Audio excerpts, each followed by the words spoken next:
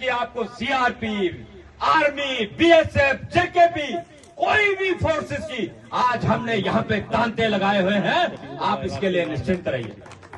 लेकिन यहाँ आवश्यकता पड़ेगी अब उन आतंकवादियों को शह देने के लिए भी इसी धरती के कुछ जय चंद उनके साथ मिले हुए हैं, जिन्हें ओवरग्राउंड वर्कर ओजीडब्ल्यू कहते हैं। हम उनके ऊपर भी नजर गड़ाए हुए हैं। जैसे पता चलता है मुझे पता दो, सिक्योरिटी फोर्सेस को पता दो, हम उनको भी नेस्तानाबूद करेंगे। आतंकवादियों को बाद में, पहले ओवरग्राउंड वर्कर को हम यहां से चलता करेंगे, उनका भी राम नाम सत्य करेंगे। यहां से इस देश की धरती के अंदर आतंकवाद को पनपने नहीं देंगे। ये 4 आतंकवादी, 10 आतंकवादी आए होंगे। हमने वो दौर भी देखा साहब, जब यहां से 2 किलोमीटर नीचे 5 आतंकवादियों ने हमने मारकर दिखाया था, हमने वो समय भी देखा। हमें लेटर आया करते थे, उड़ा देंगे, परिवार को खत्म कर देंगे। तुम क्या उड़ाओगे, उड़ाने वाला ऊपर वाला है। जब उसकी नजर हम पे ठीक से नहीं चलेगी तब हम चले जाएंगे, लेकिन तुम्हारा मुकाबला जरूर करेंगे। ये पाकिस्तान को हम नसीहत देना चाहते हैं।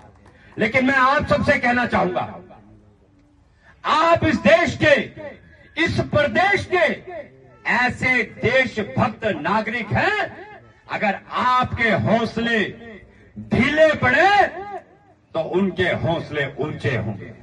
अपने हौसले को नीचे मत गिरने देना। जिंदगी में कभी बड़ी कठिनाइयां आती हैं, कई प्रकार की दिक्कतें आती हैं, लेकिन हम लोग उसमें से निकलेंगे, मैं आपको भरोसा दे रहा हूं।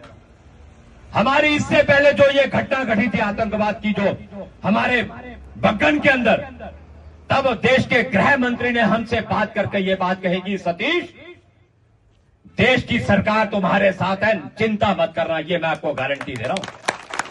अरे देश का गृह मंत्री, दुनिया के अंदर ऐसा गृह मंत्री नहीं मिलेगा। ये भारतवासियों मैं आपको कह रहा हूं। और कांग्रेसियों समझ जाओ, सुधर जाओ। तुम कितने भी उनके पुतले फूंक लो, आने वाले समय में यही देश के लोग तुम्हें जिंदा फूकेंगे। समय आने दो, क्योंकि तुम्हारी गलतियों के कारण इस देश के अंदर आतंकवाद आया। याद करो, डोडा के अंदर, चापलारी के अंदर, कुल्हान के अंदर आपने 25, 23, 28 लोगों की हत्याएं करवाई थी। उसका जिम्मेवार कौन है? जब मैं एक बार किश्तवाड़ में कार्यक्रम के अंदर गया, मेरा छोटे भाई आज सुनील शर्मा इस जम्मू कश्मीर विधानसभा के लीडर ऑफ अपोजिशन हैं। हमें सब याद है, कांग्रेसियों इतने चिट्टे मत बनो, आपका खून सफेद हो गया, हमें इस बात का आभास हो रहा है। लेकिन तुम कहां खड़े हो, हमें वो भी पता है।